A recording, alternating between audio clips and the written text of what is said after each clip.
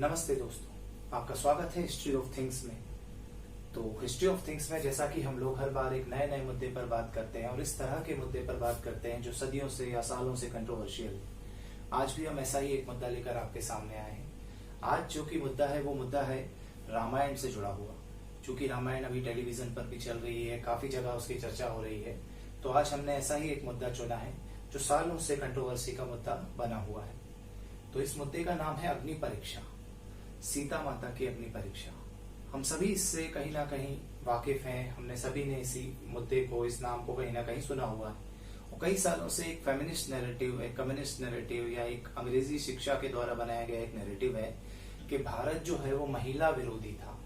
भारत के हिंदू धर्म में महिलाओं पर अत्याचार होता था, महिलाओं को दबाकर रखा जाता था, उनकी बातें नहीं सुनी जाती थी या उनको कहीं ना कहीं नीचा दिखाया जाता था। तो ये जो सारे मुद्दे, एक नैरेटिव अंग्रेजों ने मैकॉले की शिक्षा पद्धति के समय से बनाने शुरू किए थे, वामपंथियों ने बाद में उसे कंटिन्यू करा और आज भी बहुत सारे हिंदू विरोधी लोग इन चीजों को फैलाते रहते हैं। तो ऐसा ही एक मुद्दा है जब फेमिनिस्ट और ultra feminist, new modern age feminist ये बोलते हैं कि भारत तो महिला विरोधी था। उसमें सबसे बड़े उदाहरण हमारे ही धर्म ग्रंथों से लेकर हमें बदनाम करने का प्रयास करते हैं। तो वैसा ही एक मुद्दा है रामायण में अग्नि परीक्षा। तो उसमें ये कहा जाता है, जैसा कि सभी जानते हैं कि लंका में जब रावण का वध कर दिया भगवान श्री राम ने, उसके बाद सीता माता को त्यागा और सीता माता से बोला कि आप तो अग्नि परीक्षा दो, अग्नि परीक्षा से गुजरो, उसके बाद ही मैं आपको अपनाऊंगा। और उसके द्वारा सीता माता के सत का उन्होंने अपमान किया, ऐसा एक नैरेटिव बनाया जाता है। अब क्या ये सच है, क्या ये गलत है, ये जानने के लिए हम लोगों को जाना पड़ेगा मूल ग्रंथ में। तो सबसे पहले तो आप वो कहानी जान लीजिए जो वामपंथी लोग बनाते हैं। वामपंथियों की कहानी या अंग्रेजों की कहानी या जितने भी लोग हिंदू धर्म को गालियां देते हैं, उन लोगों का जो नैरेटिव है वो नैरेटिव ये है कि राम भगवान ने रावण को मारा, उसके बाद सीता जी को अपनाने से पहले उनका टेस्ट किया और टेस्ट में उनको अग्नि के अंदर से गुजरवाया और अग्नि के अंदर से गुजरवा के जब सीता माता बाहर निकली तब उनको अपनाया। तो ये सीता माता का अपमान था। ऐसा कर कर वो उस नैरेटिव को और आगे बढ़ाते बढ़ाते ये कहते हैं कि इस तथ्य के आधार पर ये कहा जा सकता है कि हिंदू धर्म महिला विरोधी था और सदियों से महिलाओं को दबाकर रखा जाता है। अब इस कहानी के अंदर ये पूरी कहानी नहीं बताते, ये सिर्फ आधी कहानी बताते हैं। सबसे मूल बात यह है कि यदि आपने किसी चीज को किसी ग्रंथ से लिया है तो उस ग्रंथ में क्या लिखा है आपको ये देखना पड़ेगा। तो उस ग्रंथ में क्या लिखा है ये हम देखते हैं। अभी सबसे पहले आज हम जाते हैं तुलसी रामायण पर। तुलसी रामायण जिसका नाम है रामचरितमानस।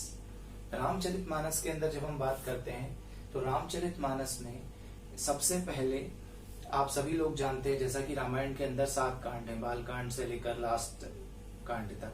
तो उसके बीच में ही एक कांड आता है जिसका नाम है अरण्य कांड, जब सीता माता, भगवान श्री राम और लक्ष्मण जी वन के अंदर जाते हैं। तो उस वन के अंदर जब मारीच नाम का राक्षस हिरण बनकर आने वाला होता है, उस समय भगवान श्री राम, अरण्य कांड के अंदर रामचरितमानस में यह लिखा है कि भगवान श्री राम लक्ष्मण जी को कुछ देर के लिए बाहर भेज देते हैं और जब वो बाहर चले जाते हैं उस समय सीता माता और भगवान श्री राम, जो कि उसी रामायण में लिखा है, वाल्मीकि रामायण में भी लिखा है कि विष्णु भगवान के अवतार हैं तथा उन्होंने रावण का वध करने के लिए अवतार लिया है।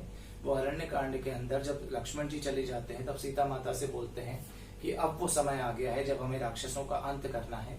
तथा सीता माता से वो यह कहते हैं कि आप कुछ दिनों के लिए, क्योंकि आपके ऊपर राक्षसों से खतरा हो सकता है, आप अग्नि देवता के साथ चली जाइए।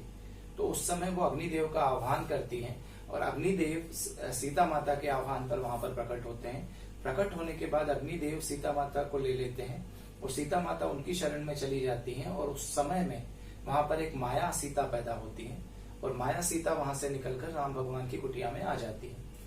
इसके बाद का जैसा कि वाक्य आप लोगों ने रामायण में भी देखा होगा और कई जगह सुना होगा, इसके बाद वही होता है, मारीच आता है और माया सीता उस तरह का व्यवहार करती है जो पहले वाली सीता ने कभी नहीं किया होता।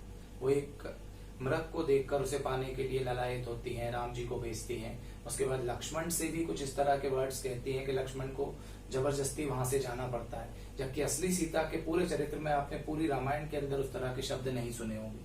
इसका मतलब साफ है कि वो सीता माया सीता थी और वो जानबूझ के यह सब कर रही थी। उसके बाद जब राम जी और लक्ष्मण जी कुटिया से चले जाते हैं तब हम सभी जानते हैं कि रामायण में रावण आता है और रावण आकर माया सीता को हर कर ले जाता है और फिर माया सीता पूरे समय वहां पर वाटिका के अंदर, अशोक वाटिका के अंदर वहां पर रहती हैं।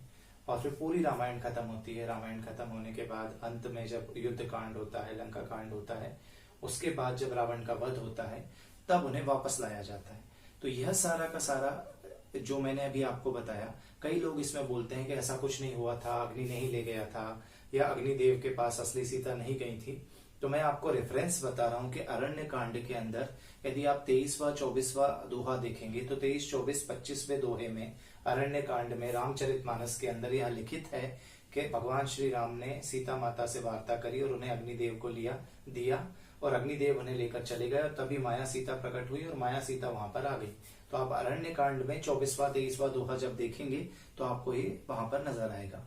अब आते हैं हम अंत में, जब रावण की मौत हो गई।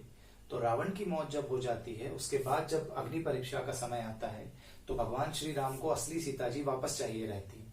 तो जब आप भगवान श्री राम को असली सीता माता वापस चाहिए रहती हैं तो वो सीता माया सीता से बोलते हैं कि अब आप अग्नि में प्रवेश कीजिए, और अग्नि में प्रवेश कर बाहर निकलकर असली सीता आ जाएंगी।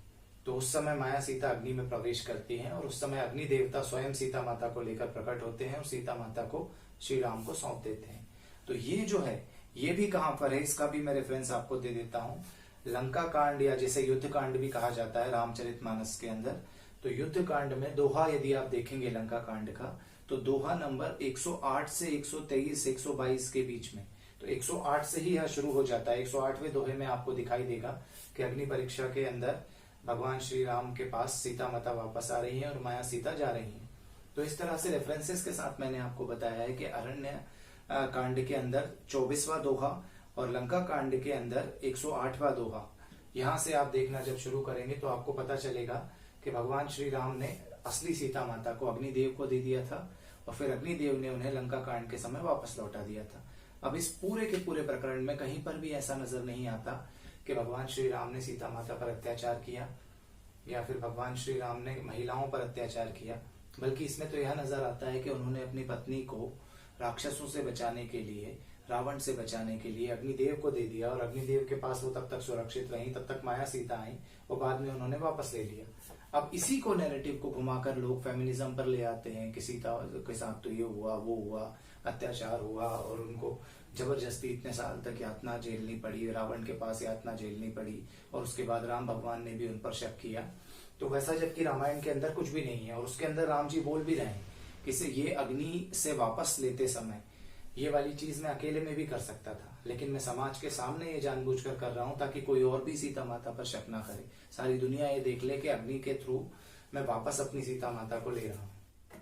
तो इस तरह युद्ध कांड में सीता माता को अग्नि से वापस लेकर भगवान श्री राम यह सिद्ध कर देते हैं कि श्री राम एक अच्छे पति हैं तथा उन्होंने अपनी पत्नी को राक्षसों से बचाने के लिए अग्निदेव की शरण में दिया था तथा अंत में उन्हें वापस ले लिया। अब इस पूरी ही कहानी में कहीं पर भी यह नहीं है कि सीता माता पर अत्याचार हुआ या उनके साथ कोई उत्पीड़न हुआ या उनके साथ कोई जबरदस्ती हुई।